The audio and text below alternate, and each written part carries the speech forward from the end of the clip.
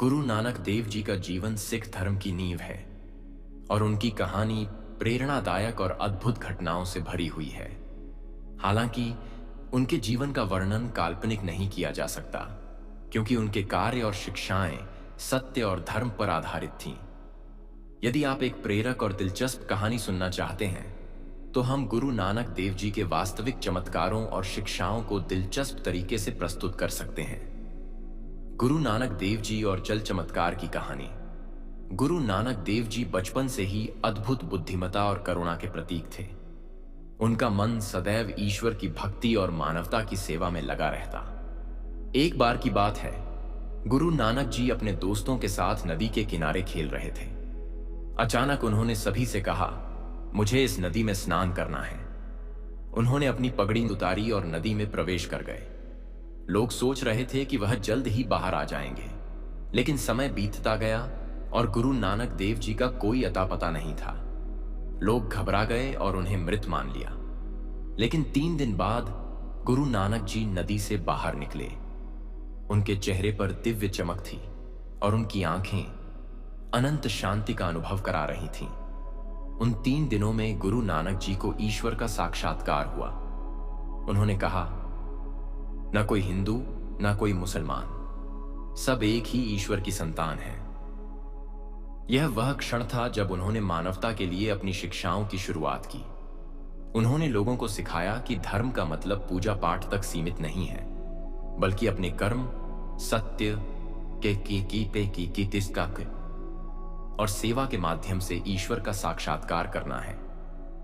गुरुकुल में गुरु नानक देव जी का अनोखा चमत्कार। एक अन्य कहानी में गुरु नानक देव जी ने एक गुरुकुल में प्रवेश किया।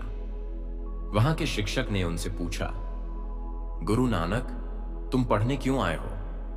गुरु नानक मुस्कुराते हुए बोले, पढ़ाई का अर्थ केवल शब्दों को रटना नहीं, बल्कि जीवन को समझना है।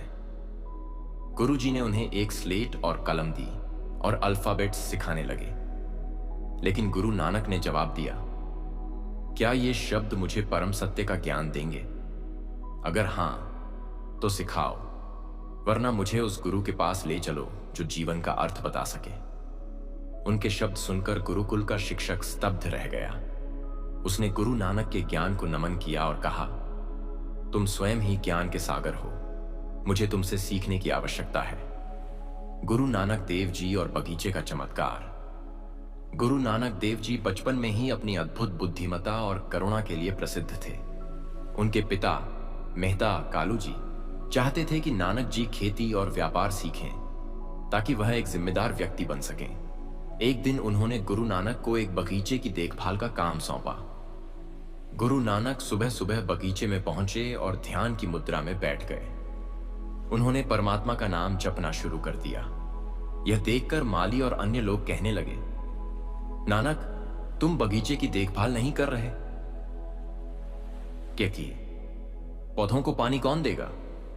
गुरु नानक मुस्कुराए और बोले, यह सारा संसार परमात्मा की देखभाल में है। अगर हम उसका नाम जपें तो यह बगीचा खुद ही हरा भरा रहेगा। यह सुनकर लोगों ने उन्हें आलसी समझा।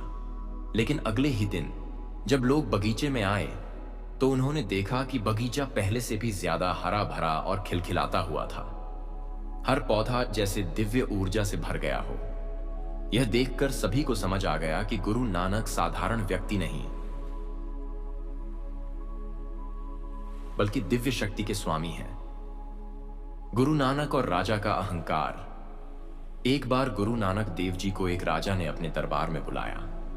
राजा ने सोचा कि वह गुरु नानक को अपनी धन दौलत से प्रभावित करेगा। उसने अपने सेवकों से कहा कि गुरु नानक के लिए सोने और रत्नों से भरी थाली लाएं। जब थाली लाई गई तो गुरु नानक ने उसे देखा और मुस्कुराए। उन्होंने कहा, राजन, क्या यह सोना तुम्हारे साथ उस दुनिया में जाएगा जहां हम सभी अंत में जाते हैं?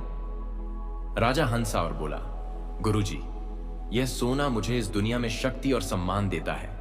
यही मेरे लिए सब कुछ है। गुरु नानक ने राजा से कहा, तुम्हारी शक्ति और सम्मान झूठा है। असली शक्ति और सम्मान वही है जो प्रेम, सेवा और सत्य से मिलता है। फिर उन्होंने अपनी उंगली से सोने की थाली को छुआ थाली में से खून और आंसू टपकने लगे। यह देखकर राजा चौंक गया। गुरु नानक ने कहा, यह सोना उन गरीबों के खून और आंसुओं से बना है जिन्हें तुमने लूटा है। असली राजा वही है जो अपनी प्रजा का दुख हरता है। यह सुनकर राजा के अहंकार का नाश हो गया।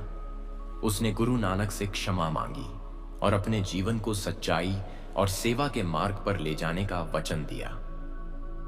गुरु नानक देव जी की कहानियां मानवता के लिए प्रेरणा का स्रोत हैं। उनकी शिक्षाएं आज भी हमें सिखाती हैं कि सत्य, करुणा और सेवा का मार्ग ही सच्चा धर्म है।